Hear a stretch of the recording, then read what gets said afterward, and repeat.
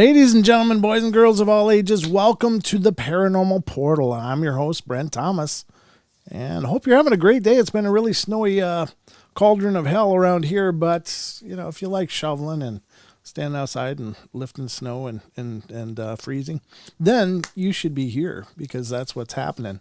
Now, it's beautiful, it's wonderful, but it's just, I'm just not a winter person, so it always, it wears on me pretty heavily. But anyway, I'm more of a spring, summer kind of guy. I like the fall too, but this snowy stuff, it's pretty on TV, but I don't need to live in it anymore, I don't think. But anyway, I'm living in it, so I quit whining. Welcome to the show, everybody, and hope you guys are doing great. As always, we got 2 full hours of fun tonight, and you're just stuck with me because Sheldon couldn't be here, and Don got absolutely blizzarded in up there. He's going to be shoveling snow probably until May, I think is what's going to work. He'll probably be done shoveling at about May. No, I'm not sure, but I know he's got to dig out up there, so there's a lot of it coming down, and it's coming down continuously. Even still, I've shoveled twice today. It was so much fun, I had to do it again, and I'm sure I'll be shoveling once again, maybe even after I'm done with the show, depending on how ambitious I'm feeling, which is not looking likely, just for the record. But I've got a lot of fun on deck for you guys, and it's you and me. I'll be doing my best to keep an eye on the chat. So if you want to chat, you have something you want to share or say to me, and you kind of freaked out about calling in and don't like to do that or don't want to do that, then just frame it with at Paranormal Portal. So that it gives, at least on YouTube, it gives me that sign, that box, yellow box that I can see. And I see there's a few people in TFR. Lucky's in there, of course. Love you, Lucky. Bam's in there. Freeman 8's in there. And AP1 is in there. API, AP1. Okay. And good to see you guys. Thank you so much for coming in, all 3 of you. Or all 4 of you, sorry, on TFR. But there's a bunch more over in YouTube, so that makes me feel loved and complete. So let me just pull up everything so I remember what the hell I'm doing here. I suppose the best place to start, as always on our 2-hour shows, is the news. Hope you're ready. Here we go. Diving into the portal news, folks.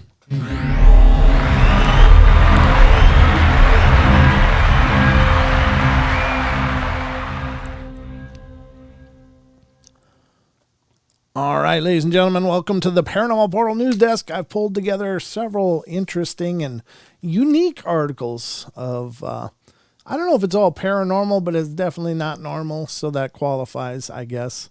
And we're going to dive into that now, so let's see what the hell's going on in the news universe since yesterday. The first story tonight. This one's kind of weird. I don't know what's going on in this. Now, I will say, folks, I've known somebody. I used to date this lady that had like the most god-awful refrigerator ever.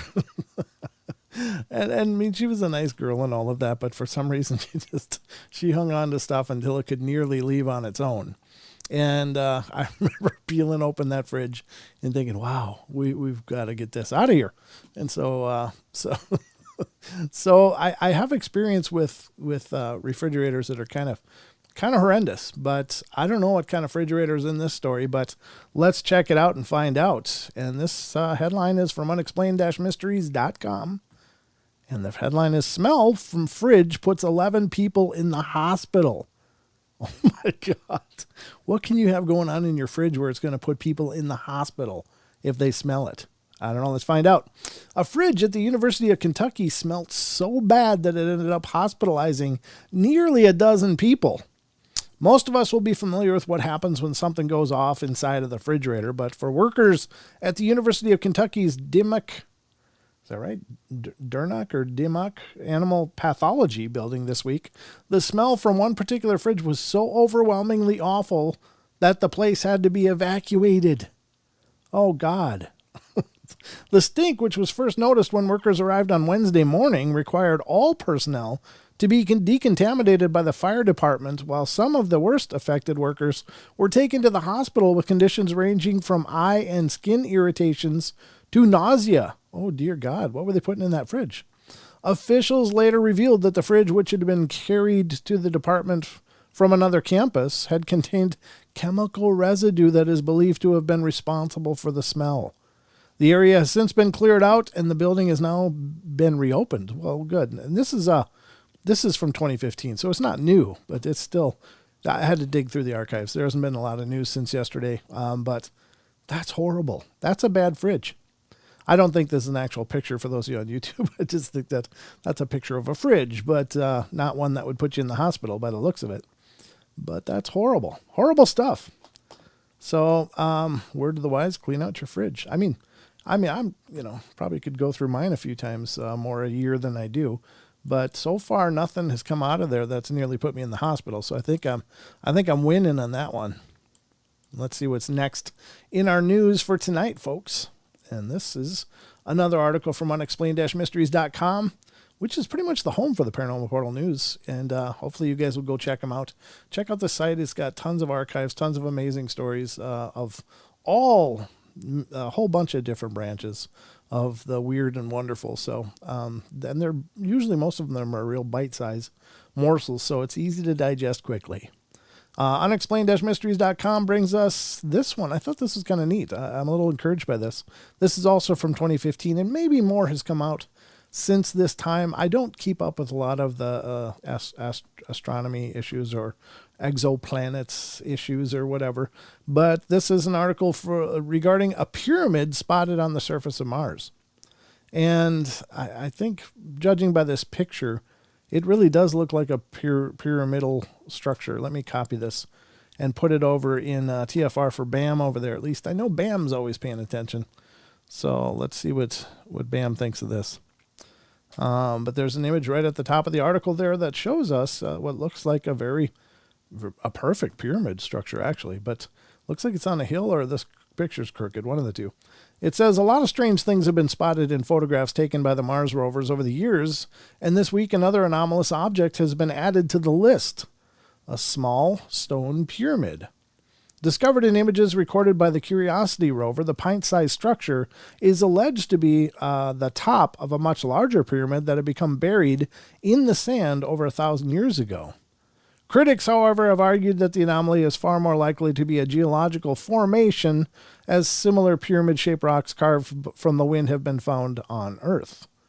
Other objects seen previously in photographs on Mars have included coffins, traffic lights, a hamster, and even a rock that seemed to bear an uncanny resemblance to U.S. President Barack Obama. The vast majority of these images are as vague and elusive as those posted by UFO witnesses on Earth, and many have a fairly mundane explanation, said author Nigel Watson. The problem is that the more NASA denies such things or explains them, the more people think there's a conspiracy to hide the truth that aliens are visiting our planet. I think we're talking about a pyramid on Mars, not so much our planet, but at least at the scope of this article. So why he felt necessary to say that, I don't know. But it does really look like a pretty geometrically almost perfect pyramid by what I can see. Could it be a natural formation? Sure. It could just be more of a square formation that half of it's underground there. So I don't know. Or a cube, I should say, a cube-like formation. But it's anybody's guess. I don't know. Interesting stuff. Do I think there was something on Mars before? Yeah, I really do. I think that there's some kind of history that happened in Mars that we don't know, or is being, whether we just don't know or it's not being admitted to or alluded to by our more governmental bodies. I think something happened there. And there's a lot of weirdness going on Mars, a lot of things that don't seem to line up to just, hey, it's a dead planet. Look at that. I think it might have been a live planet at one time, but something happened in Mars that made it not live anymore, or less live anyway. But it's anybody's guess for sure, folks. But let's get to the next article here after I close that one. I should probably do something on the next one too. All right, so let's get to the next article here, and that isn't it. Is it? No, that's not it. Here we go. Let me go here. I don't know how you missed this, and I don't know if this is an issue with his cooking or his wife's cooking or something, but you should probably know pretty quickly whether or not what you're eating is actually food. I would think in most cases, case in point, when I was a young kid, I came in from skiing and I was really famished. I'd been skiing all night and it was on a weekend. So I'd been out all day and all night and didn't eat at the ski resort.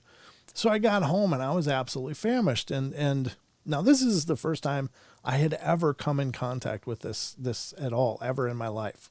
But I was really almost willing to eat cardboard at this point. So I was so hungry. And I look in the kitchen on the stove. My mom's got a pot of some kind of soup simmering there. Like, oh God, I'm really hungry. And so I grabbed a spoon and dove into that bowl and took a big bite. And it was like, I had a mouthful of hate and bad feelings. It was the most horrid tasting stuff. Well, I went and asked my mom what the hell's wrong with her soup because it was horrible. And she informed me that was what was called potpourri. And I'd never, up until that point in my life, I'd never heard of potpourri. I didn't know what that was. But that's what I had a nice mouthful of. So I learned quickly that you can't always trust a pot on the stove. Just saying. So let's find out what's going on with this guy in this story. And this is man mistakenly dines on a bucket of concrete. A bucket of concrete, folks. How do you mistakenly eat a bucket of concrete? I don't understand at all. I don't understand at all. So it says a drunk man in China ended up in a hospital after mistaking liquid concrete for a bowl of sesame paste. The inebriated resident of Nanjing in China's Jiangsu province made headlines this week after he managed to eat a substantial quantity of the newly mixed concrete, believing it to be food. During an interview, I wonder how he'd move that bowel. I don't know.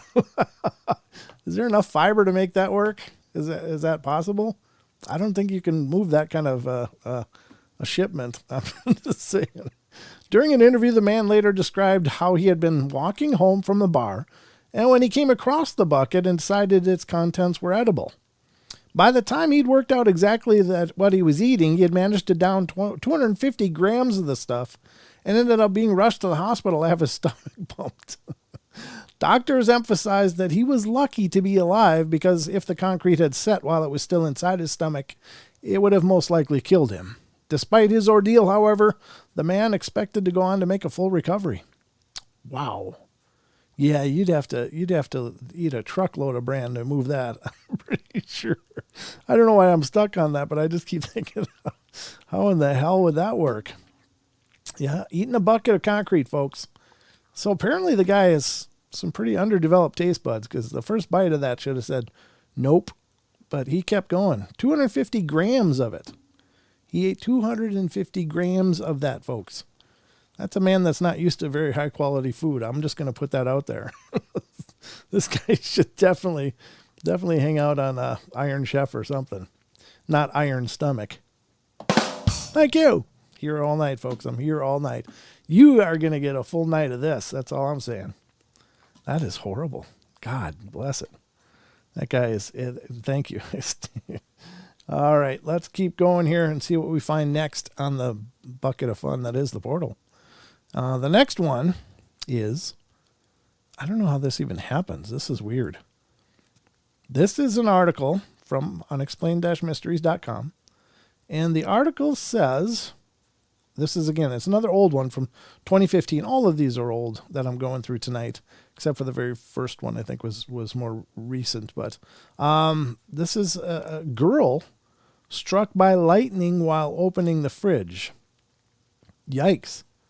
You know, I've heard that about electrical storms, and I guess I never really knew either way whether there was truth to it or not, but I always assumed it must be because people talk about it. But the whole idea that lightning can actually follow the wires into your home, even if it's in-ground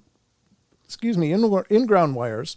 Like I've heard, don't take a shower while you're in a thunderstorm because that you can get electrocuted. I guess the lightning can follow the plumbing right into your house. I've heard don't talk on the old wired phones because the lightning can, of course, hit the phone line and come into your head, I guess. So I never really knew whether that was just, overcautious kind of humdrum stuff or not. But let's see what this says. says high school student Macy Martinez was struck by a bolt of lightning while standing inside of her kitchen. Ouch. That's not even fair. The teenager and her parents, who live near Lake Travis in the U.S. state of Texas, had just emerged from their pantry after sheltering there following a local tornado warning. And according to reports, Macy had opened the fridge door to fetch some food when she was suddenly struck by a powerful bolt of lightning that left her screaming in agony. Oh, that poor kid. Ugh.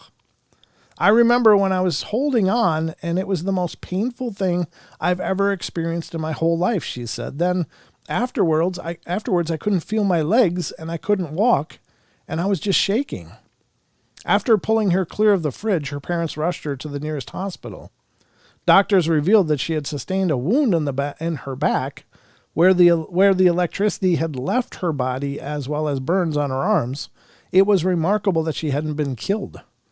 According to a neighbor, the lightning had come up from underneath the house and went out through the roof. All the major kitchen appliances were fried, and there were scorch marks everywhere. I feel very lucky to be sitting here doing this interview today, said Macy. Normally I'd go outside in the rain, but now it's like, oh my gosh, there may be a storm. I need to stay inside. I need to be safe. Stay in bed if it's a change. Her parents have since installed lightning rods and a surge protector on the house in an effort to prevent anything similar from ever happening again. Who would have thought that was possible, that it would come from inside underneath the house? Like it would, you hear about that, how there's actually lightning is in two parts. There's a ground part, and then there's the sky part. And apparently there's something that comes up from the ground to make that connection to the sky part and allow the bolt to happen. But I never imagined it could travel through your house and appliances and stuff, or that wouldn't block it somehow. It didn't seem to matter. It just followed that wiring all the way up. You wonder if a lightning rod would even help then at that point. Would that matter? I don't know. That's some creepy stuff, folks. I feel bad for that kid, though. Wow. You just made it through a tornado warning. You're feeling good. You got to grab a bite to eat, and you open the fridge, and like, poof, you got Zeused. Oh, poor girl. That must have been painful, though. I can't imagine, where the bolt left her body. There's a big burn on her back, and then she couldn't walk. I assume she regained the ability to walk and all of that, but maybe that was just her entire body was stunned from that electricity. That's just bizarre. Wow. Poor kid. But I guess she's okay. I guess we can assume she's okay. I don't know.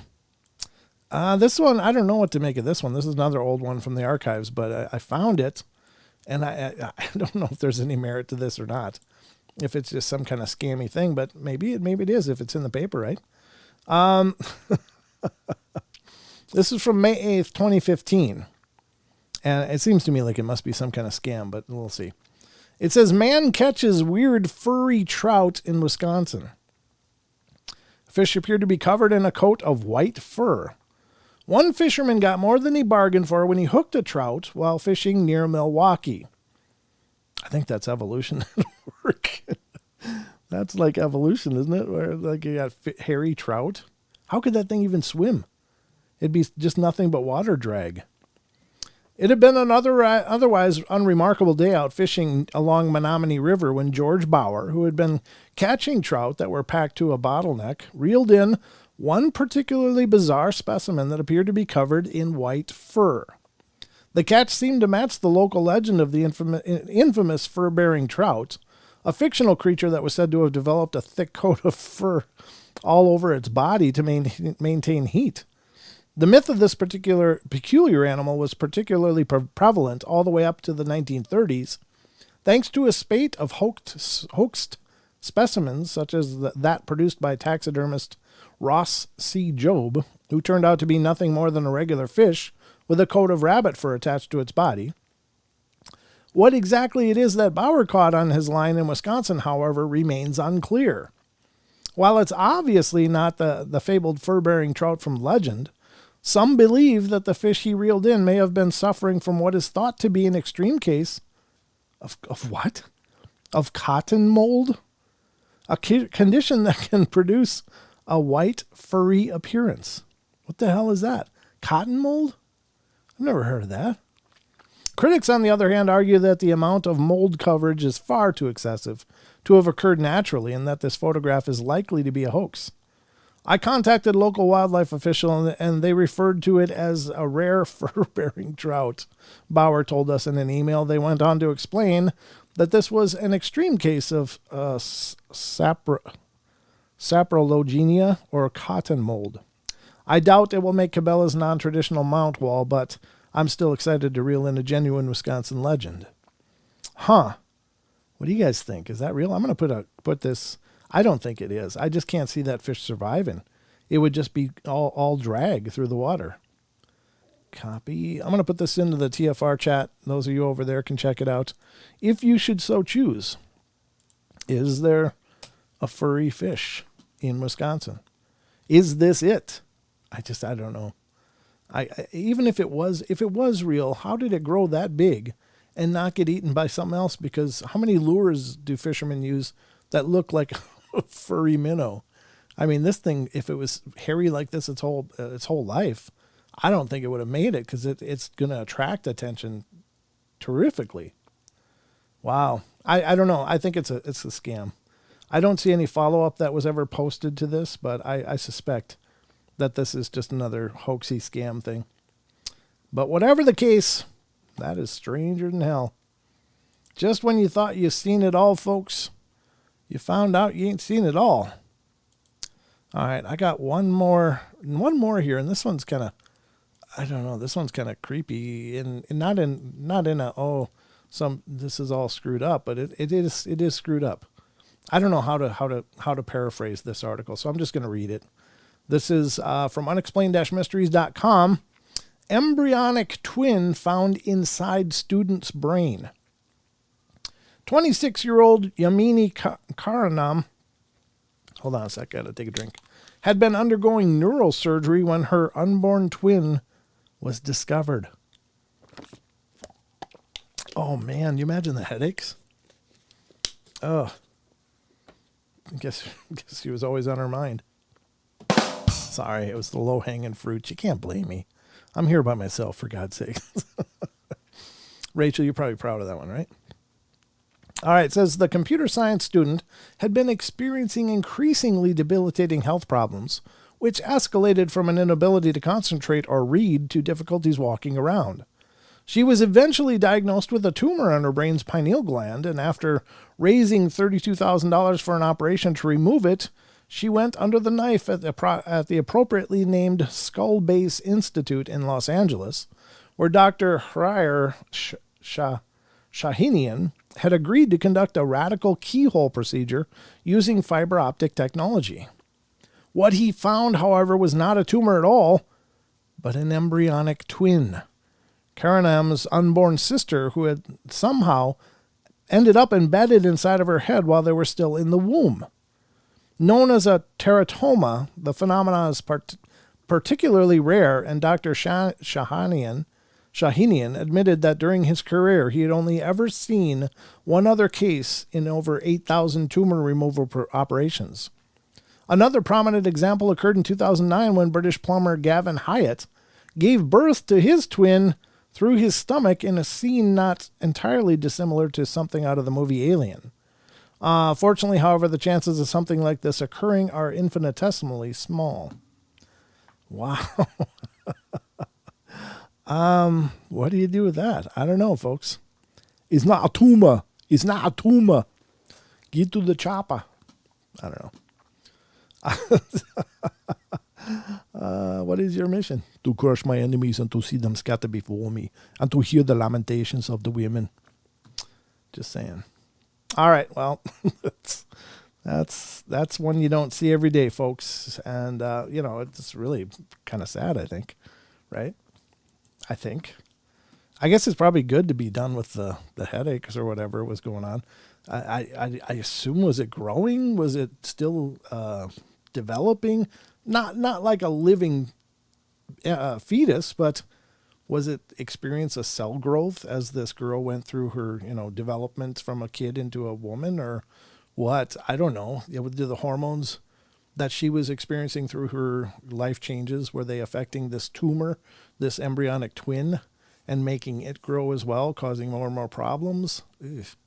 I don't know. Very strange. Right on the pineal gland too.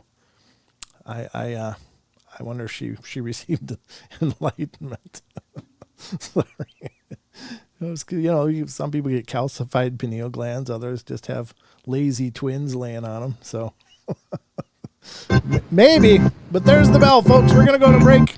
We'll be right back in just a moment or two. Don't go away.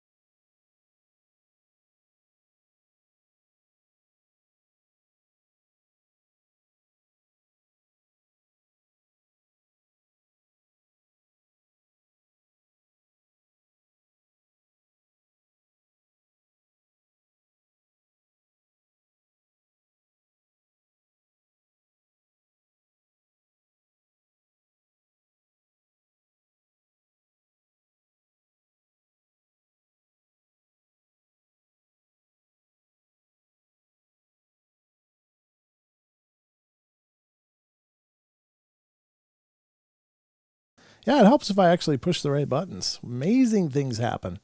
Like sound, for instance. Sometimes I'm like a real rookie here. I think I just saw the chat and all the stuff going on, and then I remembered mom said, "Oh, I think Brent always looked like John Dye from Touched by an Angel." And there was a time I think I did, but there was also a time when he was still alive. He's passed on now, unfortunately. I'm not sure what happened to him. He seemed like a really cool guy, but I don't know. There was a time when maybe we looked similar, very much alike, but I don't think I've aged real well either. I don't know. Maybe I don't know. But what do you do? Actually, I actually was mistook for that guy a couple times. But one time I was at a Kentucky Fried Chicken of all places, and this older lady just kept smiling and looking at me from another table, and I was just like, oh. And I'd already heard many times that I looked like this guy, so I was like, oh, I think she maybe thinks I'm that guy, and she's just little side looks and smirks and stuff, and she's a sweeter old lady, I mean, it was whatever. And then at the end of her meal, she just comes up and says, "I'm so sorry to bother you, but I just want you to know I watch your show all the time, and I just love it, and I love you." I was like, well, what do I do here? So do I come clean and just go, no, that's not me, I'm not that guy, or do I give her that moment? And so I just said, "Oh, thank you so much. I'm really pleased that you enjoy it. Thank you so much. That means so much." And she just glowed and walked out and just had a moment. It wasn't the guy she thought she met, but I appreciated it on his behalf, I figured.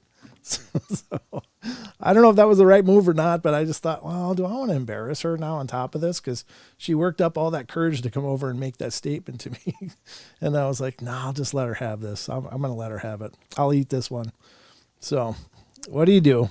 I just thought that was the right answer. So that's the one I went with. And so maybe she had a good memory from that. I don't know. I thought it was fun. But anyway, let's get to the paranormal stuff. Because I am this guy, and my job is to keep you entertained, and I'm going to do my damnedest to make sure that happens. So we're going to go into the glitches in the Matrix again, because you have H1. Oh, thank you, Karen. JJS2, he doesn't have a mustache, but you guys could be twins. Never thought of that before. Huh. Well, that's cool. I don't know. That's Karen was just saying in the YouTube chat that I look like her boxing coach, like identical, I guess. So obviously that guy's a stunningly handsome person, and cool. Tell him I said hi, I guess, from his other brother from another mother. Boom. All right.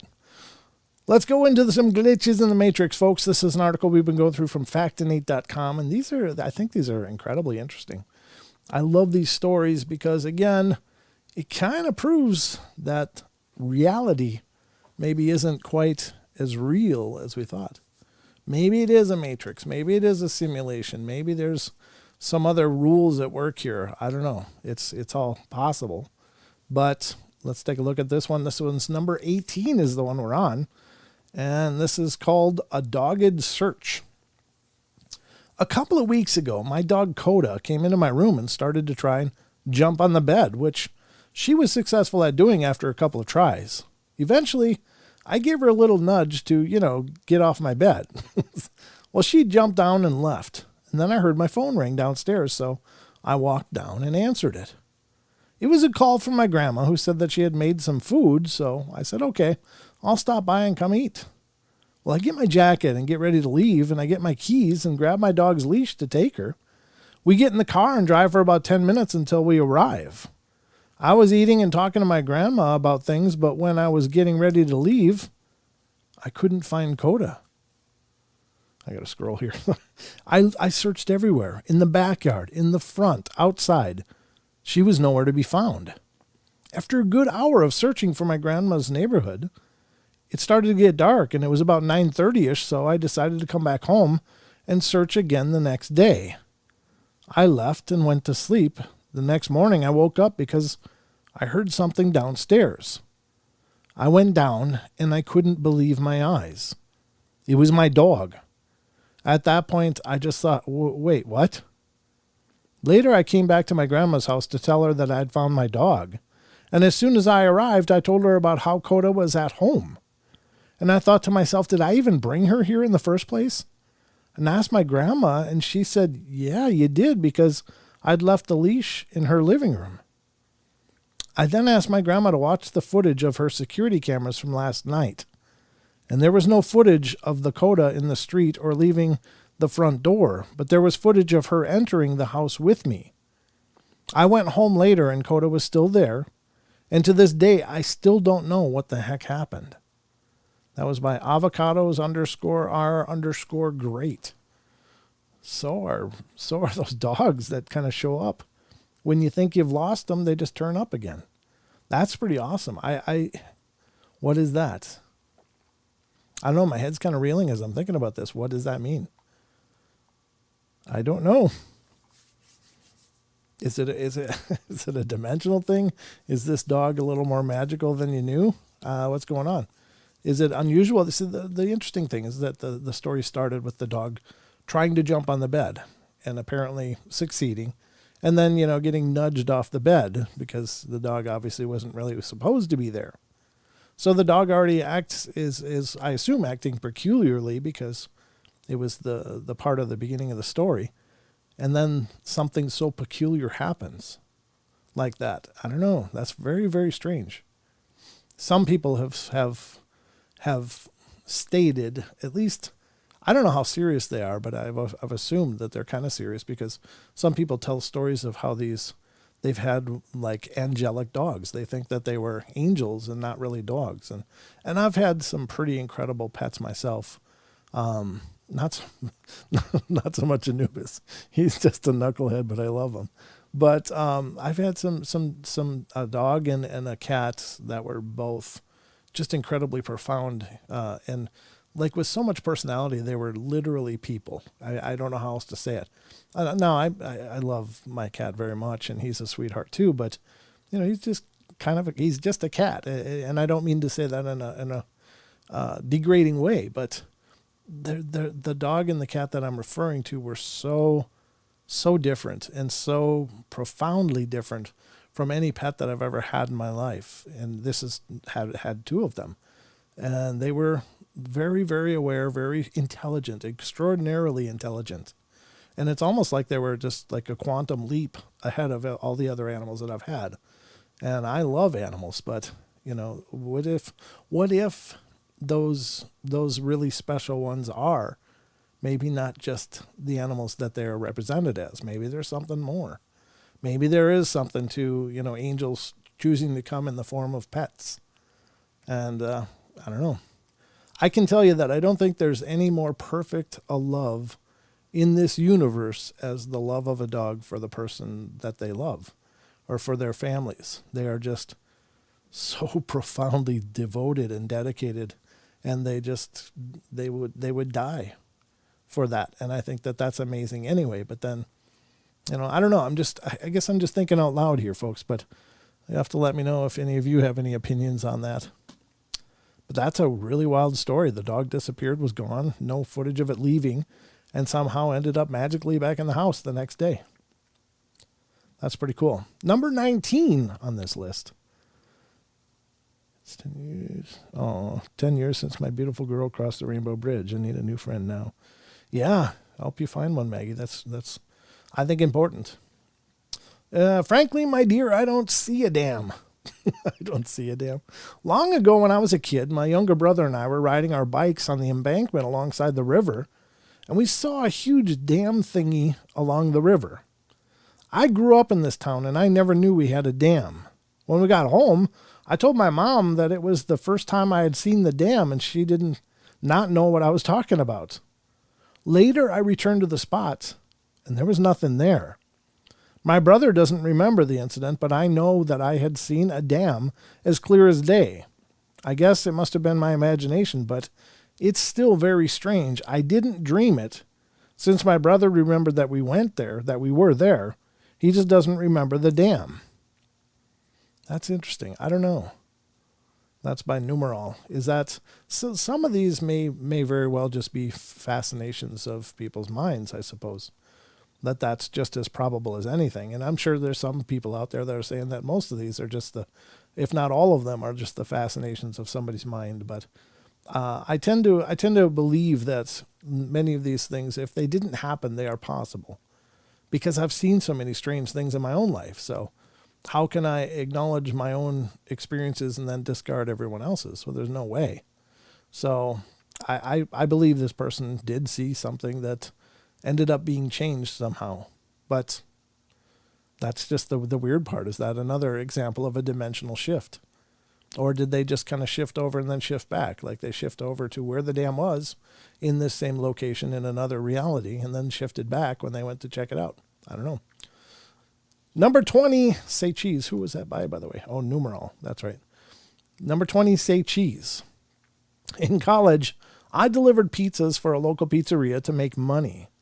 I once had a delivery that should have taken about 20 minutes. When I returned to the store, the manager asked me what had taken so long. I asked him what he meant, and he pointed to the computer, which was showing that I had been gone for an hour and 7 minutes. I don't remember delivering the pizza. I only returning to the store when I was finished. I have no idea where I was during that entire time, and I don't drink or use any mind-altering substances. 20 years later, and I still have no idea what happened. Oh, that's the minion upstairs. Thought it was the cat, and then I looked over and the cat's asleep on the chair. That was by Gringo Grande. So in a situation like that, is that an abduction? Maybe it's just an abduction. Could be. Number 21, losing money. I once dropped a quarter and it just disappeared into thin air. Now yesterday, if you were listening, we covered a story of somebody that dropped a spoon and just watched it. As it was about to hit the ground, it just, boom, popped out of existence. Spent a half hour looking for that spoon, never did find it. So this is kind of similar to that again. So I find that interesting. Lose money. I once dropped a quarter and it just disappeared in thin air. I never heard it hit the ground, and I spent a good 10 minutes looking everywhere for it. I looked under the furniture, under the hem of my pants, all around, and it was absolutely nowhere to be found. It just literally disappeared and ceased to exist. No idea how that was even possible. That was by FEOK. Okay. Yeah, that's strange. They don't normally do that, which is good. Sometimes seems like they do that, but that's just, fiscal irresponsibility maybe, but I don't know. They don't usually disappear in midair. Number 22, stay cool.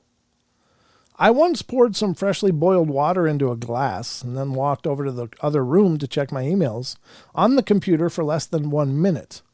I am very sure that it was less than a minute because the same short song was still playing the entire time. And nevertheless, I walked back and the glass of water was room temperature. I might have just had a stroke. I never checked. Who is fourth wall? That's kind of interesting because what occurred to me as I was reading that is that there's an idea that certain earthbound spirits, whether they're actually formerly human or not, I don't know. But the cold spots that are left behind after a spiritual presence, and the idea is that it's believed that these spirits are utilizing the heat energy and they're absorbing that energy in order to subsist. If that makes sense or not, I don't know, but that's the theory. So in this case, what if that hot boiling water was a great little source of energy for some spirit that happened to be present? Maybe. I don't know. Just an idea, just a thought. I have no basis for that other than just thinking out loud, but it is interesting. Let's see, the next one is number 23, card shark. I was sitting on my porch and had a debit card on the table in front of me. I went inside to get something to drink. The patio furniture never left my sight. And I had a 6-foot tall privacy fence around the entire yard. And I also lived alone. When I went back outside, it was just gone. I searched everywhere, inside and out, but I couldn't find it. Nothing was withdrawn from my account, so 2 days later I canceled the card and requested a new one. 2 weeks later, I went out to sit on the porch like I did every other day, and the old card was just sitting there right on the table. It just freaking appeared. There was nothing else on the table. It was just gone, and then it wasn't. I repeat, I lived alone at the time. The porch was completely screened. When searching, I literally took off all the cushions on the porch, destroyed my house looking everywhere I possibly could, and the table was just your typical glass patio table. I sat out there every freaking day. There wasn't anything on it. It was only after 2 weeks that I found it just sitting there on the table. I genuinely have no explanation. Well, that's maybe good, right? Maybe this person was an impulse shopper and somebody's just looking out. Nope, you're not buying nothing. That's got to be frustrating, though. God. Number 24, take two. Who was that person, by the way? T-Big. It was by T-Big. Okay. Take two. Not long after the attacks on 9/11 on a Friday, I got up to go to class and had one of those mornings. I broke a glass while getting something to drink, and then I tripped over something while going to my car. I was then late to class due to a wreck on the way there, though thankfully not one that involved my car. But while at school, we heard about a plane crashing. Something about the wings blowing off. I went to work, then went home. The next morning, my roommate wakes me up asking if I'm skipping class today, after he convinces me that it is still Friday. I get up and go to class, and I then noticed that the glass I had broken was no longer broken. On the way to work, I passed the same wreck in the exact same spot. All day long, I waited to hear about the plane crash, but it never happened. It ended up kind of a normal day, and then the next day, the news broke about how authorities had just apprehended the attempted shoe bomber and prevented his attack. I've wondered many times if someone somehow rewound that day to stop the attack, and if I somehow didn't reset with everyone else. Huh. Oh, okay, I see. So maybe the shoe bomber in one reality did happen, and then in the next one didn't. Okay, that was by BioStrike 14. I don't know. Interesting. Number 25, it's my party. I once had a dream about some kid that I'd never seen before dancing at a busy party. He was wearing a blue shirt, black pants, had Bieber hair. He had Bieber hair. That's hilarious. And there was a purple strobe light on the wall behind him. I wake up thinking to myself, what an odd dream, and carry on with my life. Several years later, I was at my cousin's wedding reception. I was just chilling and hanging out with a different cousin. Then the music comes on and we start jumping up and down, and then I realize that I was reliving the dream. Same clothes, same hair, same purple lighting in the background. I somehow predicted the exact situation that my cousin and I would be in, and the exact way he would look years before it happened. That's kind of wild. That's a little unusual. Number 26, let's lock the door and throw away the key. So before my husband and I were married, we lived separately. He would come over, spend time with me, then leave later at night, like around 11 or 12. He left one night out of my front door, which has 3 locks. There's a lock on the knob, a deadbolt, and what I call a hotel lock. It's a lock where you flip the long piece over onto a peg, and then the door can only be opened a few inches. Well, on this particular night, he left and used his key to lock the knob and deadbolt. But I thought to myself that I should go lock the hotel lock too. I came downstairs and find that it's already locked. Needless to say, there was absolutely no way that he could have locked it from outside. I have no clue how that could have happened. That was by Princess Bear. Oh yeah, there's a picture of one of those hotel locks. Yeah. That's not supposed to happen, I don't think. Be nice if they locked themselves. There's another invention. Just saying. Anybody invents that, I only need a small percentage. So, into perpetuity, but, small percentage. Locks itself. It's the way of the future. All right, let's go to the next one, and this is the key point, number 27. That was by Princess Bear. Yeah, I said that. Okay. The key point is next. I was 10 years old and playing in Grandma's front yard, and she keeps her yard immaculate. award-worthy. It's dusk, and we're all at the family get-together. Mom says, toss me the car keys. So I do. My throw is short by a finger's lengths. I assume they landed in the short grass, but we never found them. That was 30 years ago. The yard has been mowed hundreds of times. The house is still in the family and still well taken care of. Yet no keys. Ever. That was by James 207. Or Jamie, I don't know. 207, so the keys, that was a D-port then, right? Just like the quarter, just like the spoon in the other story. That's a D-port right there. Right in active D-port. Number 28, the summer of 69. That was a good summer. It was the summer of 69. Oh, yeah. Sorry. Let's see what it says. A couple of months ago, I was making a 12-hour drive and stopped for gas and snacks at some point along the way.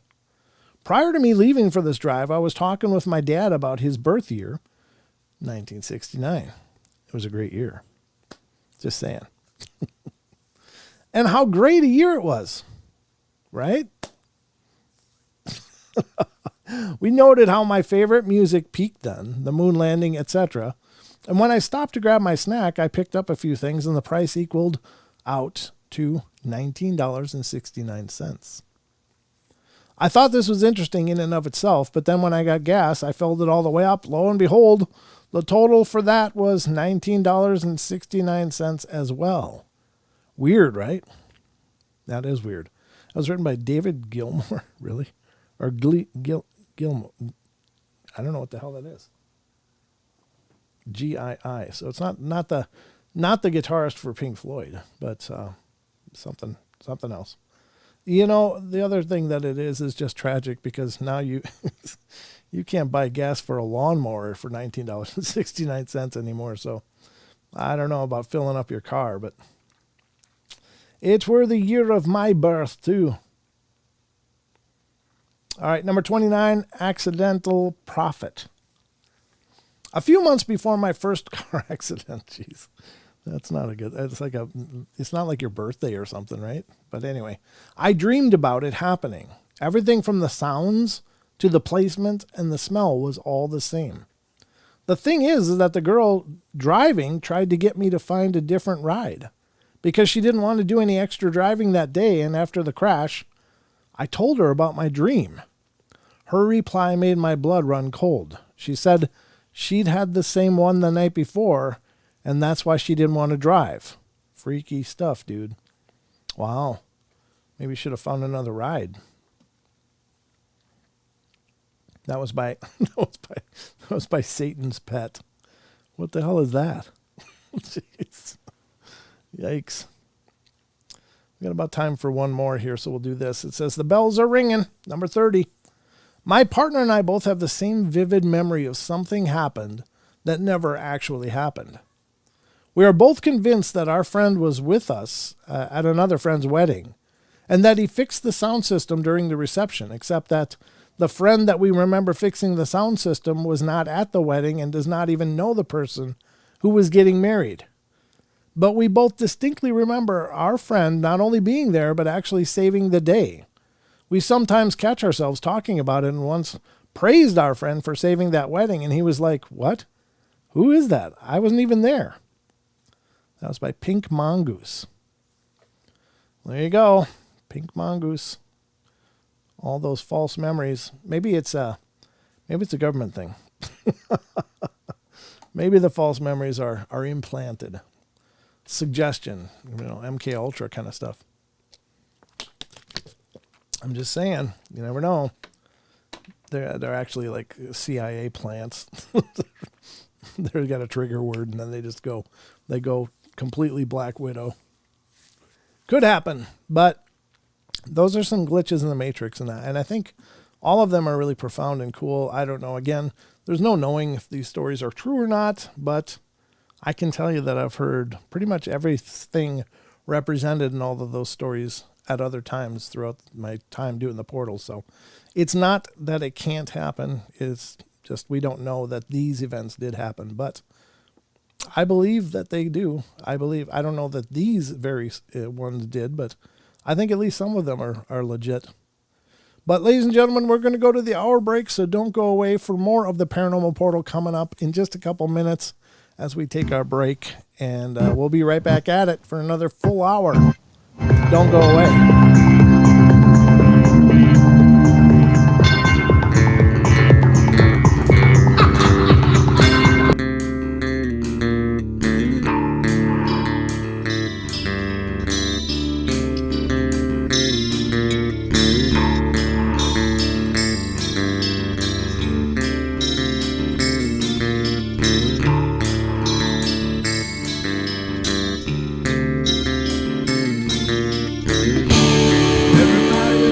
Play their games. Everybody loves to place their bets.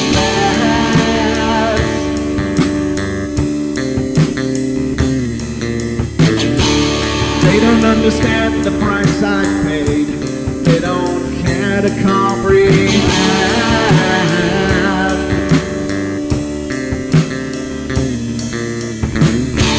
Trace their lines upon my body, dripping scars across my heart.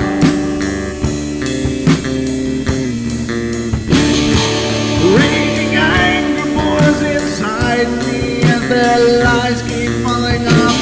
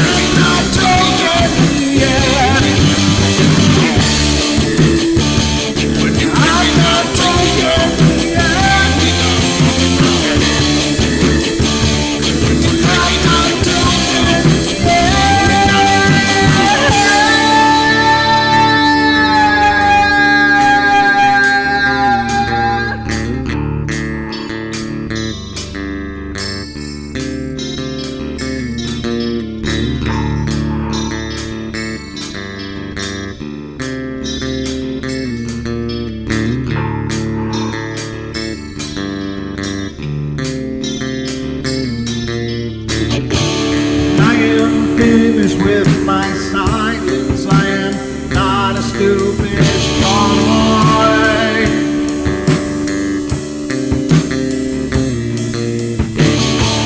No more breaking me with kindness, just you dance upon my joy.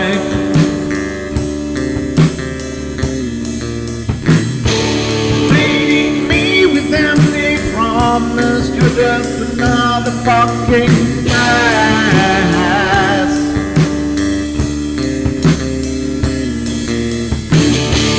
Taking off the slice of my sanity, just make sure that you're well fed.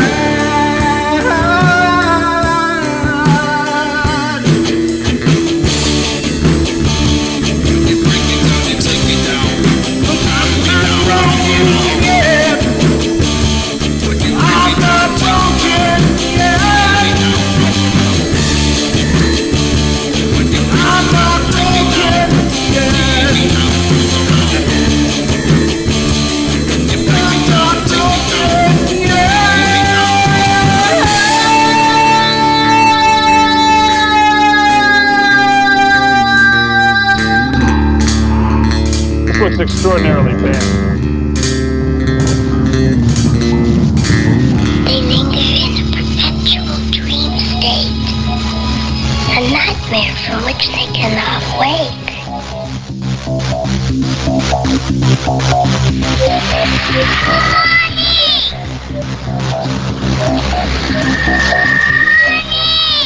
I can't see you, Mommy! Where are you? I've never sensed anything like it.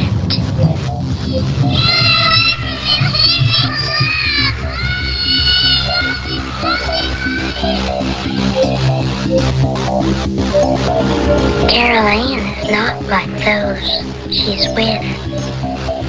They're attracted to the one thing about her that's different from themselves. Her life force is very strong. It gives off its own illumination, It is a light that implies life and memory of love and home and earthly pleasures. Something they desperately desire, but can't have anymore. Right now, she's the closest thing to that. Poltergeists are usually associated with an individual. Hauntings seem to be connected with an area. A house, usually. Poltergeist disturbances are of fairly short duration, perhaps a couple of months. Hauntings can go on for years.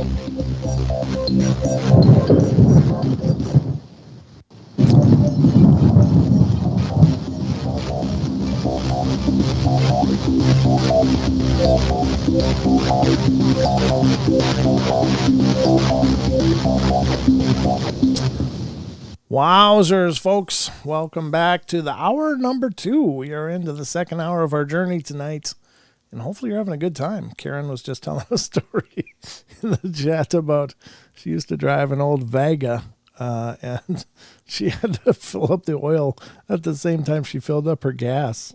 It's like, oh my God, that's a lot of oil. That's either burning a hell of a lot of oil, or you might not have had to plug in the drain pan or something. I can't imagine. That's pretty crazy. That's pretty crazy stuff. But it's funny because my mechanic friend just was texting me too about some issues I'm having with my car. So it's all cars all of a sudden. That's pretty wild. I guess that's the universe speaking, folks. That's the universe talking. All right, so what are we doing next? What am I doing? What's my motivation?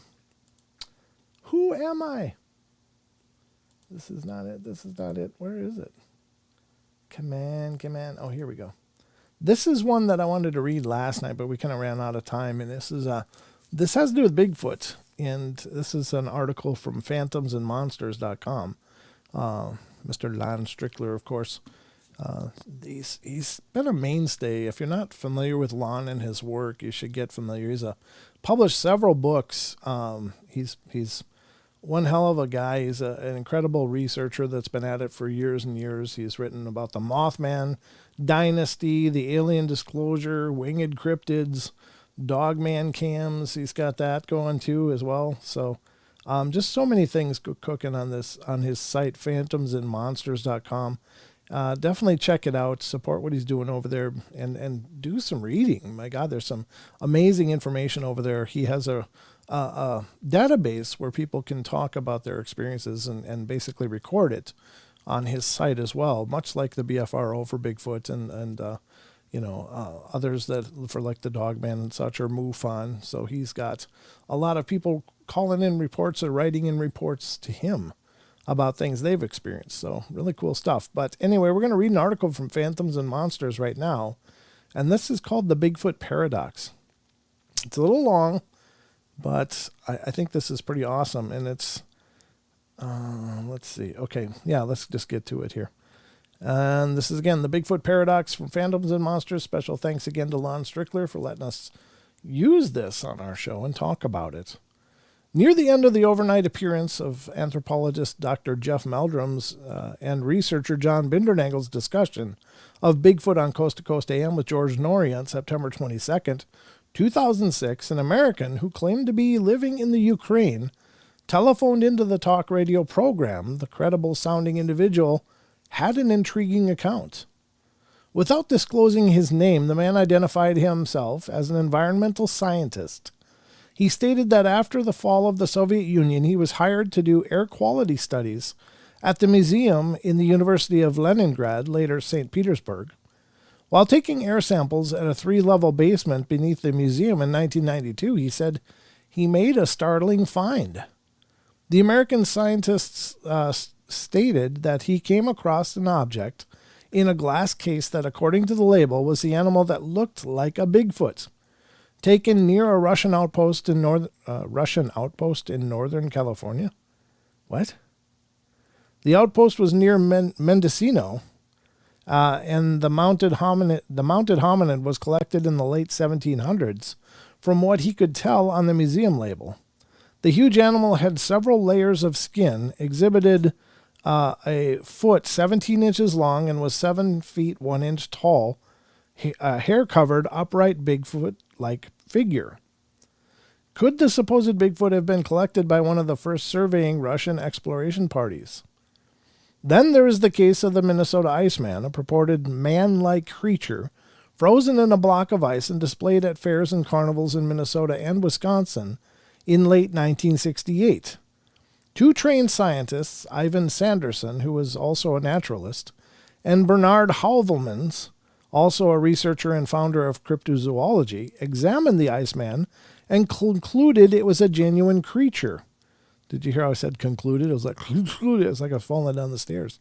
Concluded it was a genuine creature. Noting putrefaction where some of the flesh had been exposed from the melted ice, Heuvelman wrote a scientific paper about the Iceman and even named it as a new species of Neanderthal affinities. Okay, Homo pongoides, okay, and theorized it was killed in Vietnam during the war. When the Smithsonian Institution was reportedly interested in the Iceman, Dr. John Napier was asked to investigate, and he suggested the FBI investigate due to reports that the creature had been shot and killed. Shortly thereafter, the Iceman disappeared from public display, withdrawn, Hansen said, by the California-based owner. In a 1995 interview, Hansen reported that, "I never did find out if the Iceman was genuine." Ivan Sanderson, who had examined the creature, described the hominid. This author's personal opinion as to the precise identity of the specimen is at the moment not formulated. As a trained zoologist and one who spent many years collecting mammalian and particularly primate specimens for examination, dissection, and preservation in the field and while fresh, we could not presume to make any definitive pronouncements upon anything other than a purely generalized overall description of its external appearance. The corpus must be freed from its ice encasement and properly examined first. However, some speculation as to the taxonomic status of this creature, if it finally proves to be real, is perhaps permissible since we do have detailed measurements and photographs to back it up. Bernard Heuvelmans has also contributed to the article, but he determined the body represented the fresh remains of a Neanderthaloid human and name it Homo pongoid. Pongoid? I don't know. I'm struggling with that word, folks. I'm doing my best, though. Over the years, many skeptics, especially creationists, have simply labeled the Minnesota Iceman as a hoax and a product of Hollywood and atheists. It's those atheists. Maybe the Iceman's cadaver will turn up one day with enough tissue intact for proper forensic examination, though that seems unlikely. There are reports in 2004 that the Iceman was buried in an undisclosed and unmarked grave in the California forest. The lack of tangible evidence for this cryptid's existence may also be due to a theory that has been gaining popularity over recent years, namely that Bigfoot is a non-terrestrial being. A few months ago, I posted a poll that posed the question, what is Bigfoot, Sasquatch? And to my surprise, 26% of the 574 participants answered they believe this creature was an interdimensional or extraterrestrial being. Are we at the point where people are open-minded enough to accept that a hominid species may very well not be of our own time or planet? Cryptozoologist Nick Redfern referenced a woman named Jenny Burroughs, who had a remarkable tale about a creature she claimed to have encountered in a particularly dense area of Seattle woodland, nothing less than a fully grown saber-toothed tiger. According to Jenny, she had been walking through the woods with her pet, Labrador dog, Bobby, when it suddenly stopped in its tracks, whined loudly, and dropped to the ground, shaking. Thinking that it had possibly had a seizure, Jenny quickly bent down to comfort her pet and could then see that the dog was staring intently to its left. Following the gaze of the dog, Jenny was horrified to see moving in the undergrowth what looked like a large cat, like a mountain lion but much bigger. but the creature was possibly a mountain lion. Filled Jenny with dread. However, that dread was amplified to stratospheric proportions when its face could clearly be seen, including the 2 huge teeth that were the absolute hallmark of the saber-toothed tiger. As Jenny said to Redfern with much justification, "You don't have to work in a zoo or a museum to know what a saber-toothed tiger looks like. Everyone knows." It was then, however, that Jenny's story became even more bizarre. As the cat loomed fully into view and out of the confines of the bushes and undergrowth, she could see that its body seemed to be semi-transparent and that the bottom of its front paws were missing. Jenny concluded that what she was seeing was not a still living saber-tooth at all. Rather, she thought it was the ghost of a saber-tooth that was haunting its old pathways and hunting grounds, thousands of years after its physical death. Could it be true? Are ghostly creatures really roaming our planet? Perhaps the idea is not as far out as it might seem. Though it is likely that this may have been a residual spirit of a once living creature, it may also be a manifestation of the non-terrestrial or interdimensional being. Our world cultures possess thousands of cryptid and humanoid legends that have been told for hundreds, maybe thousands of years. Is there a chance that we are chasing real entities that slip in and out of our plane of existence? I was told of the experiences of a well-known veteran Sasquatch investigator in the Sierra Nevada mountains who stated that he was watching one of these creatures walk away from him and then suddenly disappear. The terrain did not offer cover or camouflage, and there was no direction that the creature could have taken without being seen. There were no caves or holes for the Sasquatch to duck into. It just vanished. Cryptozoologist Jonathan Downs of the Center for Fortean Zoology first coined the term zooform in 1990 and maintains that many of these phenomena result from complex psychosocial and sociological phenomena. It suggests that to classify all such phenomena as paranormal in origin is counterproductive. Thought form may be understood as a psycho-spiritual complex of energy or consciousness manifested either consciously or unconsciously by an individual or a group. Thought forms are understood differently and take on different forms. Paranormal entities and anomalies have been known to manifest from minds of the victims.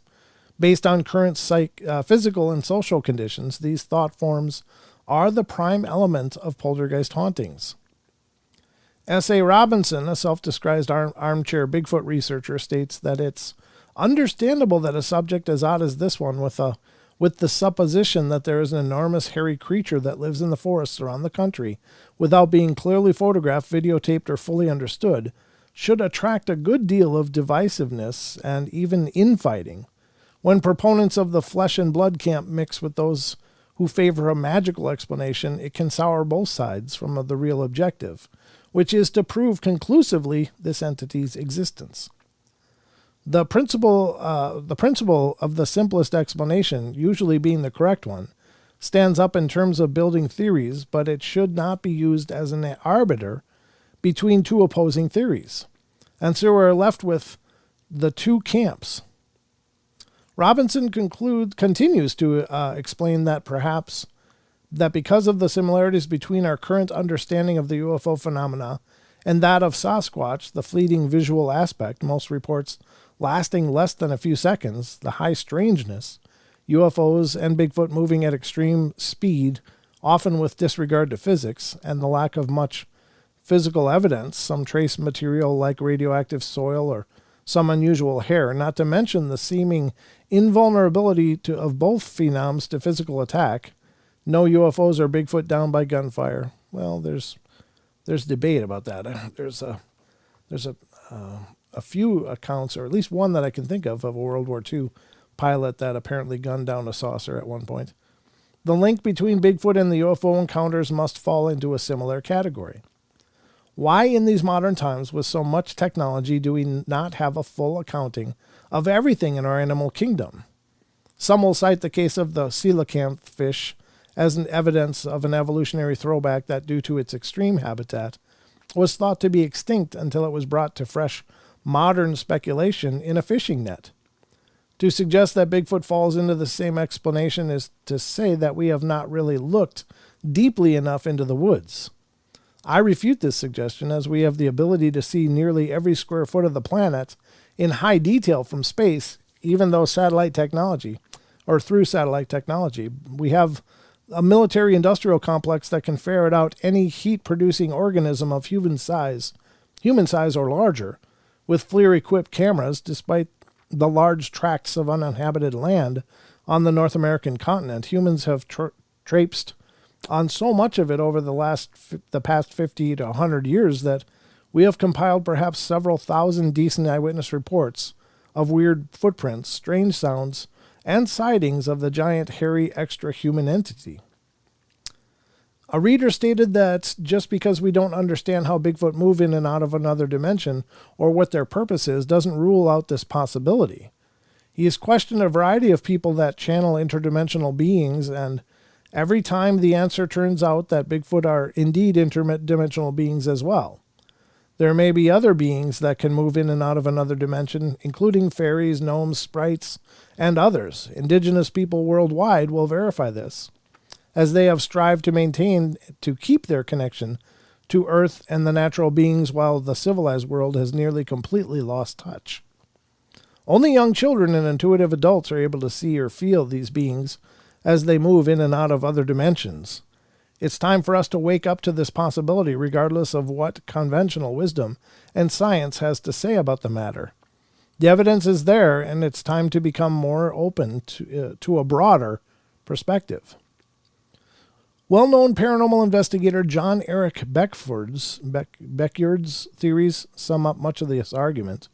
He believed that Bigfoot and similar cryptids may be interdimensional beings that can occasionally take physical form for brief periods of time, but have the ability to fade out and pass through wormholes, possibly to other dimensions or parallel universes.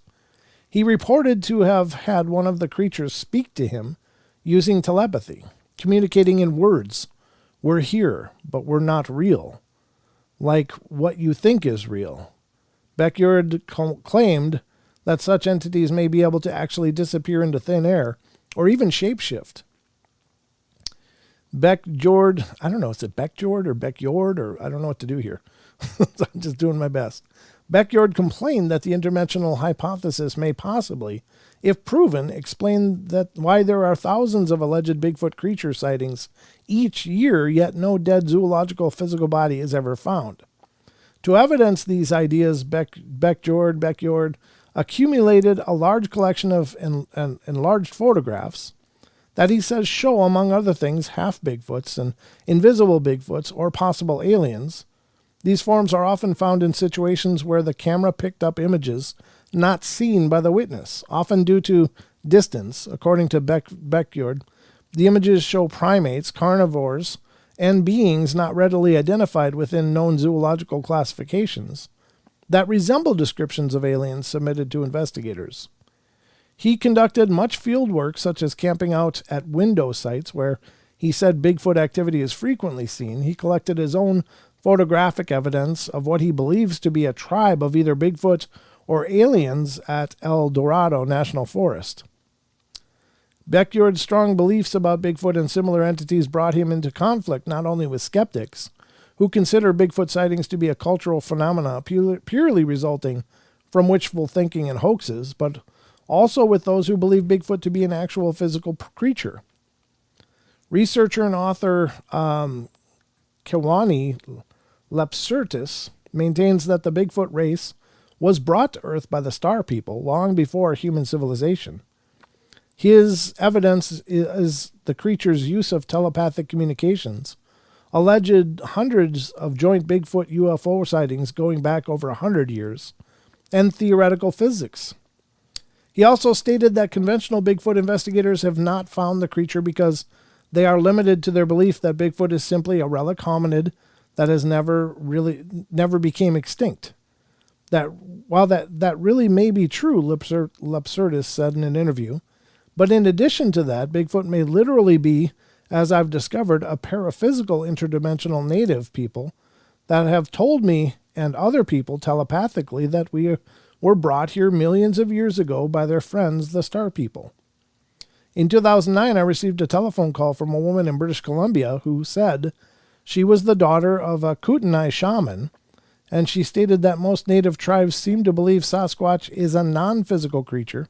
Some tribal elders maintain that they have seen the creatures shapeshift into a wolf, and she said her father thought that the creatures lived in another dimension from our physical plane, but can come here as it wishes. He also believed that Sasquatch has great psychic abilities, and that the creature can be visible to some people while at the same time remain invisible to others in the same group. I recall a story that was told to me several years ago by another researcher during an investigation. One or two of the witnesses offered details of an encounter he was investigating. The information demonstrates several facets pertaining to a possible paranormal Sasquatch. On one warm summer's night, 3 teenage girls had gone to visit another friend. Her parents were out of town, and so the girls planned to watch TV, play music, and have fun in an enjoyable evening. And during the night, their discussions turned to horror movies and the paranormal, so the 4 girls decided to try out a Ouija board. Womp, womp, womp. Bad choice. None of them were frightened by the board or to the possible implications. In fact, they had no real idea at all how to even use the board, apart from what they had seen on TV or read.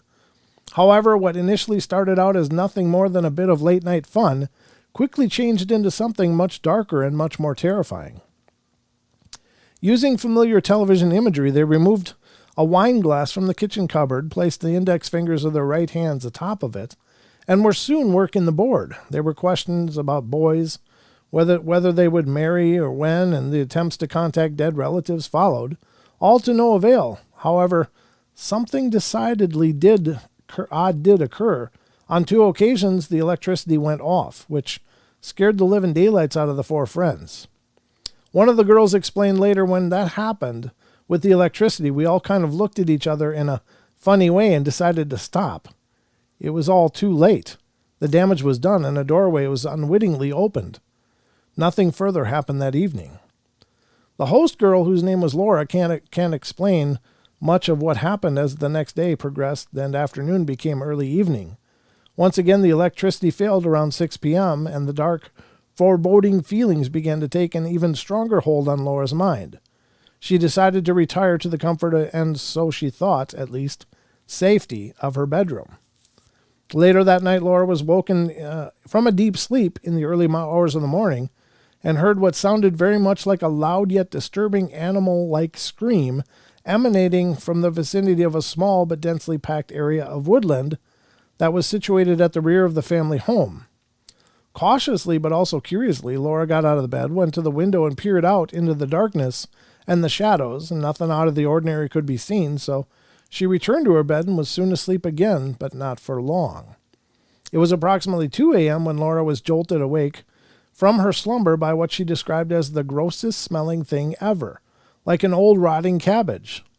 Laura put out her hand to turn on the lamp that sat on a small bedside table, and she was horrified and panic-stricken by the sight of a silhouetted, large, black, hairy figure that was partially eclipsed by the shadows in the darkened room. Laura said the creature was hunched over and had huge, long arms, big, wide eyes, and she added that at the very moment she tried to scream out loud, she experienced a sudden feeling of paralysis. I was sitting up, but couldn't speak or move at all, she stated.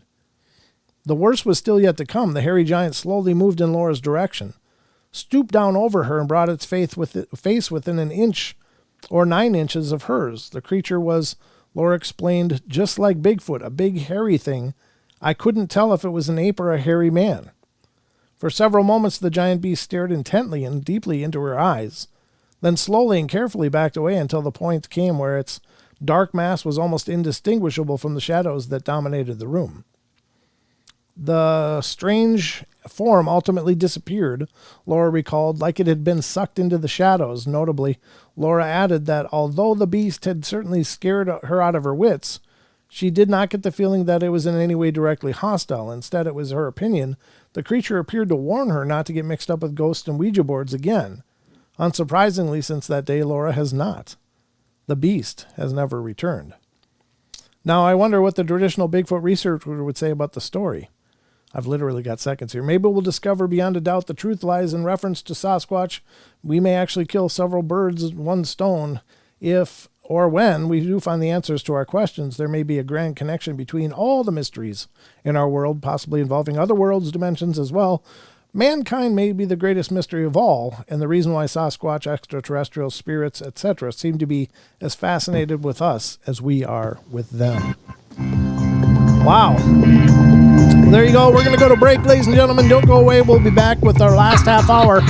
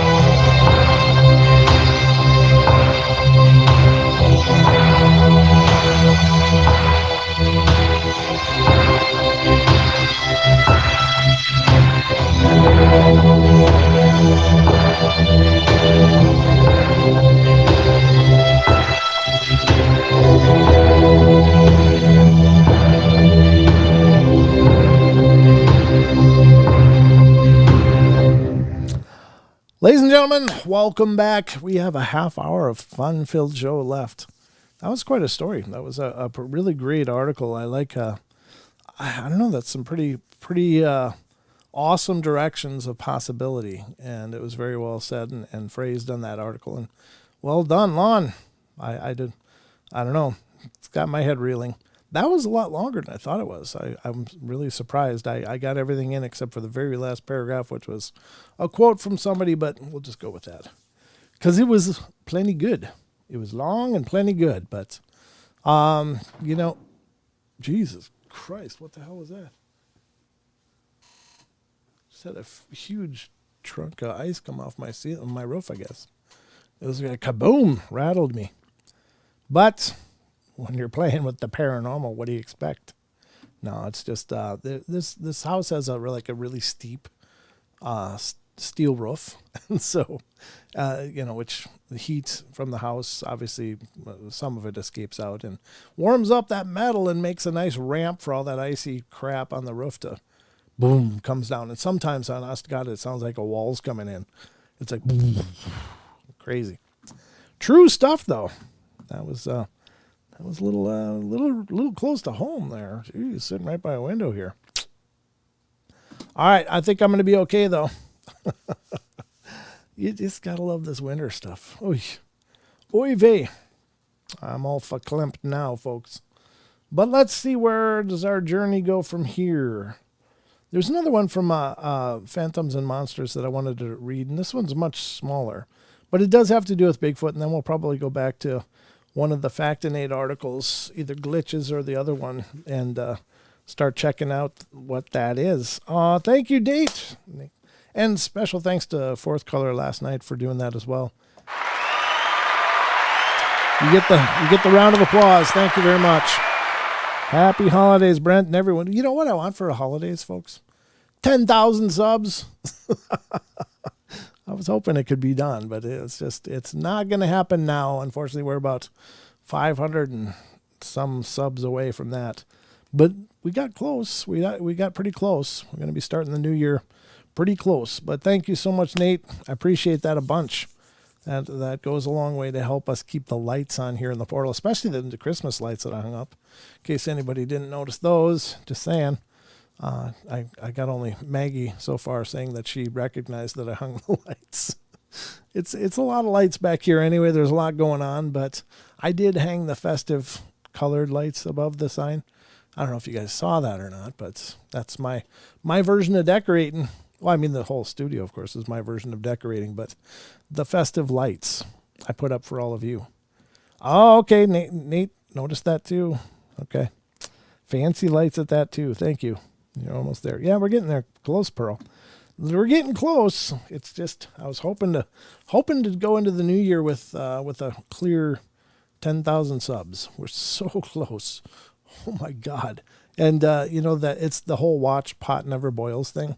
Because once it gets close to a milestone like that, I spend way too much time checking, and it sometimes it's like up 3, down 2, up 4, down 3, and it's like, God damn, just like climbing through shards of glass on my knees just to get there. It's like, no, and it's crazy because it's like the first 500 of any 1,000 mark goes fast, like boom, we're at 500.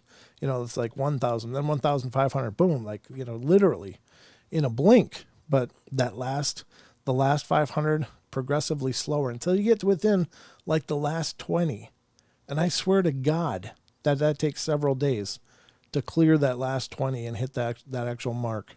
And it absolutely drives me crazy. It's like, I don't know. It's these milestones, right? So doing the portal, it's obviously a labor of love for me. I love doing it. I love getting together. I love that all of you guys show up for it. That to me is the most amazing part of it. But it's just like those. It's a cosmetic thing, but it also shows that we've built something. That number, as it gets bigger, it becomes a placeholder of like, wow. We built something that this many people decided that they wanted to be a part of in some fashion. Not that we ever get 10,000 people showing up for a live show or anything, but we do, we get people coming and going, and they left that mark that it meant something. So to me, those are like badges.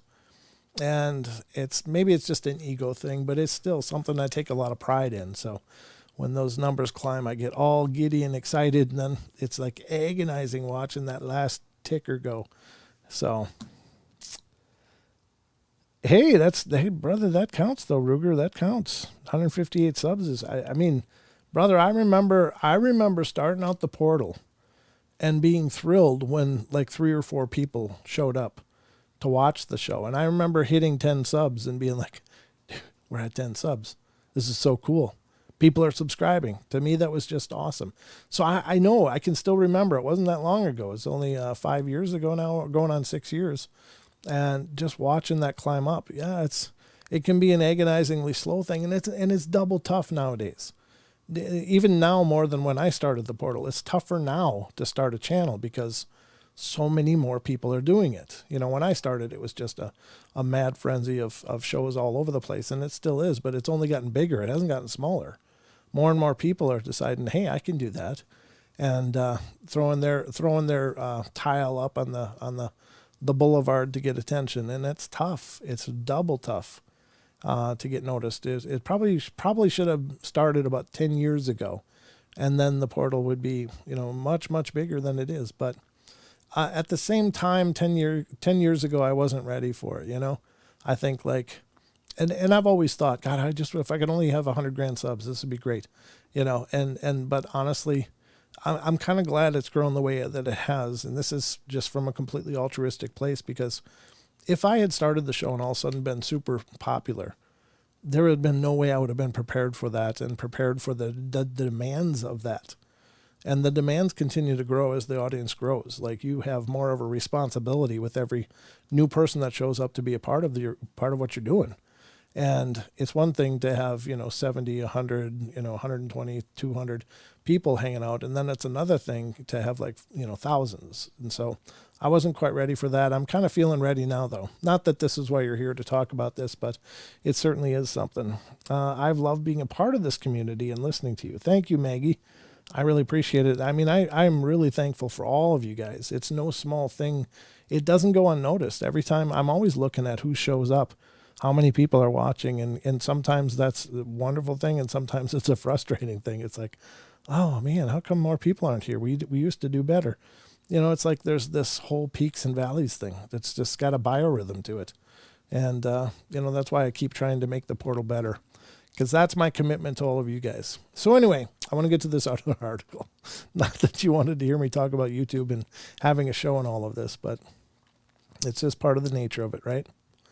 I need to go to Ruger's channel. Yeah, absolutely. Everybody go over to Ruger's channel and hit subscribe. Help the man out. Give the man some ticks. But do it after this show.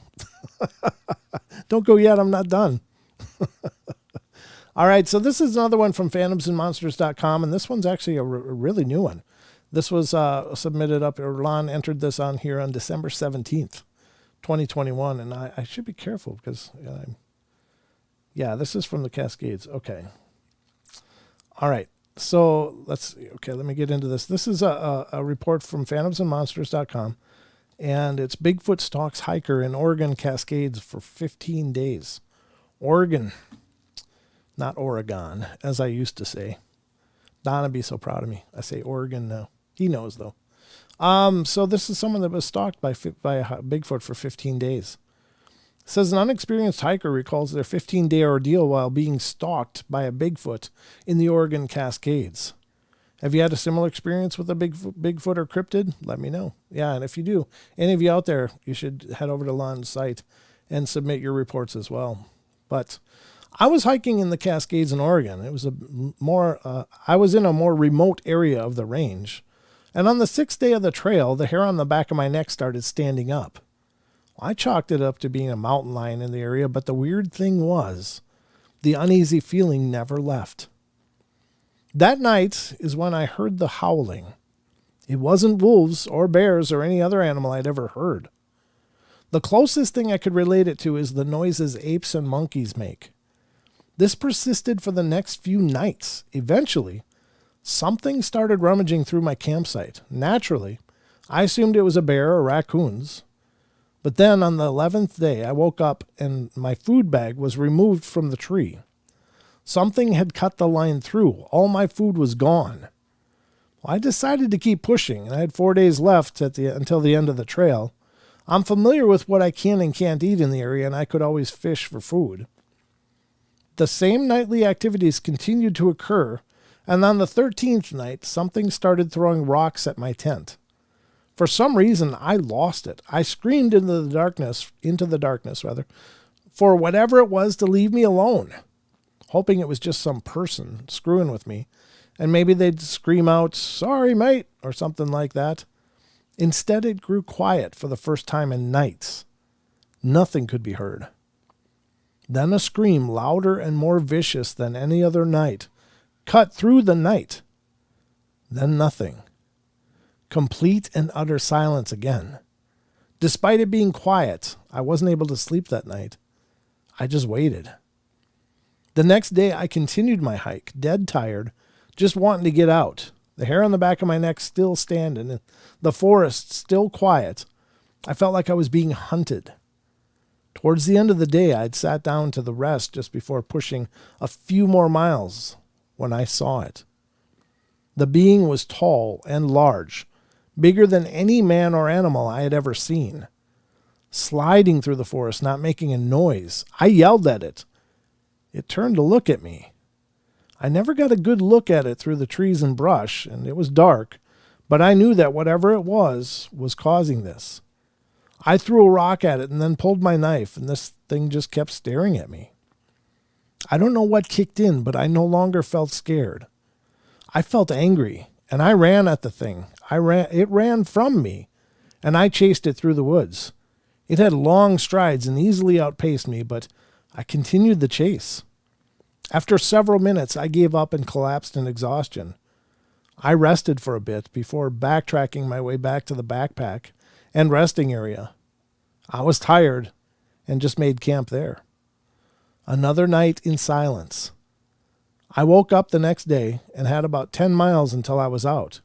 Exhausted, hungry, mentally drained, I made my way out. As I got closer and closer to the end of the trail, the typical forest noises returned. Birds, bugs, mice running through the undergrowth. All these noises slowly returned. I no longer had this feeling of unease.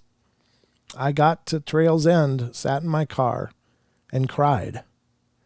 To this day, I still pass it off as someone just screwing with me, but the way that thing moved in the forest, I just don't know. I told a park ranger about it, and he jokingly said they have a bunch of Bigfoot sightings in the area, but most likely it was just a local screwing with me or my own imagination. I truly believe that I had an encounter with a Bigfoot. There is really no other explanation. No man could move as stealthy and swift through the trees. I do a lot of long hikes, but that 15 days was by far the worst. Wow. That's the psychology that I keep talking about. That's why I think these things are so incredibly intelligent. It's not like they just, happen up, throw some sticks, throw some rocks, throw some feces, hoop and holler, make a ruckus, and run off like a bunch of chimps.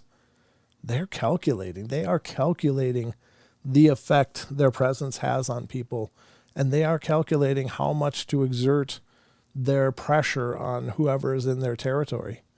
I just really think that it is an absolute psyop, psychological warfare. And they do it very intentionally and on purpose to get people to move out. I'm not saying that they're determined to hurt anybody, and obviously they weren't, because this guy, all they did was harass him continuously until he left. Now, there might be any number of reasons why. Maybe there's young ones around, and they want to keep their kids safe. They don't know what this person's going to do or what it would do if it came upon one of the young ones. So maybe they really wanted him out of the area. Like maybe it was a survivalist thing. But they are masters at this. They are absolutely calculating masters at putting pressure on people and continuing to apply pressure. Not so much that they absolutely break and snap, but just enough to keep them uncomfortable and on edge so that they just don't want to stay. It's never enough to actually terrorize somebody, but it's enough to just keep them absolutely on the edge of their seat, unable to relax or rest or get any. And the longer the time goes, sometimes the more their antics kick up, but also just that continued pressure. Nobody's going to sit there and try to outlast it. Unless you maybe were in a situation where you had nowhere else to go, you had to stay, then I guess you got to do what you got to do. But, any sane person's going to go, oh, I need out of here. This is really weird. I don't like it. I don't like this feeling. This pressure has remained for several days. I want it to end now. So it's just such a calculated move. This is not the actions of a stupid animalistic being. This is the behaviors of something that knows exactly what it's doing and knows exactly how to apply that pressure to make you not want to be there. And I think they can do it on a subconscious level. They can probably do it psychically too. Who knows? I mean, I don't pretend to know what these things are or aren't, but what I can tell you is that their behaviors are certainly incredibly intelligent in every estimation that I can make on it. It's just, this isn't some animal just lumbering through the forest clumsily. This is something that knows exactly what it's doing, knows exactly how hard to press, how fast, and how to keep applying pressure until people leave. Maybe it's from, thousands of generations of living around people and making people leave. I don't know. It is crazy though. I hear there's a drinking game every once in a while about the I don't know. When I said it, I just thought about that. Like, yeah, I think that was the thing, wasn't it? Yeah, he said, I don't know again. Drink. I will always say I don't know a bunch on this show, and it's because I really don't know. It's not because I don't know what else to say. It's just that there's too many unknowns. That's the puzzle of the paranormal. There's just too many unknowns. There's no way to know. But you guys will have to let me know what you think. Let me know in the comments. Do you think that they are calculating and intelligent, or do you just think that they're just more animalistic? What are your thoughts? I don't mean to imply that, they're doing calculus or anything like that. I don't know what kind of intelligence they have, but I think it's like the difference between a scientist and street smart. Both smarts are incredibly effective in their own ways, in their own circumstances. Like, you can be scientifically smart and be an absolute idiot and get hurt and killed on the street. But you could be a street smart person that could never contribute to the body of science. They're different kind of intelligences, but they're both valuable in their own circumstances. So maybe this is the equivalent of street smart squatches. Like these are very intelligent hunters and gatherers, and they know exactly what to do. They know how to gather any kind of game they want, I guess. What does Cold Stare say? That following you in a way you could hear them but not see them. That is the worst. Yeah, the shadowing. Absolutely. I agree. The words changed for the game. Yeah. Oh, okay. Gotcha. Okay. Gotcha, Maggie. I didn't know that it was an evolving game, but okay. Yeah, I think you're right, Cold Stairs. That's actually a military tactic as well, is to follow your prey. If you are in a military group and you are hunting a group, when you figure out where they are, you mirror their movements. When they move, you move. When they stop, you stop. They're going to know you're there. They just don't know exactly where or how far or how many, because you're disguising your presence with theirs. And so it's a mind game. They may think there's a whole platoon when maybe it's only 2 or 3 people. But with those kind of tactics, you pressure and you pressure and you pressure, and you take them off of their out of any kind of comfort zone they might have. So it's very, very interesting that those same tactics are used strategically in military engagements. That's why I think they're brilliant. I think they are very brilliant at what they do. Foot stomps in pitch black. Yeah, that's tough too. Don and I were investigating well, not really investigating. We went up and checked out a spot from a report at a local lake here that had occurred long ago, but we just wanted to go check out the area and look at it and see what it looked like and stuff. And as we were walking around the forest, we were parked on a logging road, and it was Don's truck, and we were just hiking around a little bit, looking around, and we got back by the truck, and it was like a boulder fell out of a tree. It was just a thud. And it was like, what in the hell was that? We both just looked at each other and felt like, yeah, we should probably go. We should probably get going now. So, but it was like somebody threw a boulder out of a tree. It was broad daylight. It was a summer day, but this was years ago. But it was very interesting. Something hit the ground just with a thud, and it wasn't like a tree getting pushed over or anything. It was just suddenly you're just standing there and kind of, being peaceful and calm and talking softly between ourselves as we were talking about what was going on in the area and what we were seeing or where we should check out next. And all of a sudden just that, and you could almost feel it. It was such a deep thud. And we were both like, I don't know what that was. That's really weird.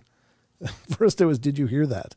And it was like, yeah, we both heard it, but we felt that it was probably time for us to move away from that area. Never did see anything that I would say was indicative of any activity, but just that thud and that feeling like, well, are we being watched? Was that one jumping out of a tree, or what the hell was that? So we decided to opt out of there because it's not like we're researchers. We're just a couple idiots that have a show. So, but it was interesting. It was an interesting experience. This is an interesting area up here, though, in the north of Idaho. The north tip of Idaho is very, very Bigfooty. The forests up here are very dark. And I don't know how to explain that in any other way, but it's like when you're in the forest, you're in a different world. I'm from the Midwest, but being in these forests is like, it's very humbling, because I was very, very comfortable in the Midwest forests, but not so much out here. And it's just because, there's things out here that will eat you if they are hungry enough, like a grizzly bear and stuff like that. So those things are here. And there's mooses that'll stomp you into putty if they get the chance. So I had a big moose just outside my window in the backyard a couple of years ago. In the wintertime, it's just the mama and the calf. And the calf was about 6 feet tall. The mom was about 7.5 feet tall. She was enormous. Just walked right by my window, eye level. I'm 3 feet off the ground on my floor, looking out my laundry room window. And there, the baby walked by first into the backyard. And I was like, wow, that's a pretty big animal. Wow. I didn't realize there was two of them. And then the mom walked by, and she's looking at me eye level as she's walking through. I'm like, oh my God, that thing is gigantic. It's hard to realize how big these animals are, but they are enormous. They've got amazing observation skills. As Europeans came to North America, they're adapted their innate skills to use upon those who enter their domain. Yeah, absolutely. They're innate. Very true. Very true. I think that they are. They're strategists. The Bigfoot are absolutely strategists. So I don't know. Just a great close to the show, though, I guess. So I hope you guys have enjoyed this journey. As always, stick around. Paisley Wild will be coming up next here on the TFR, iHeart, TuneIn, and TalkStream Live. I said almost on the Paranormal Portal. It's like, no, she's not on the portal. She's got her own show. So anyway, stick around for Paisley Wild coming up next, and hopefully you will enjoy her journey. She always puts on a good show and has some great topics to discuss.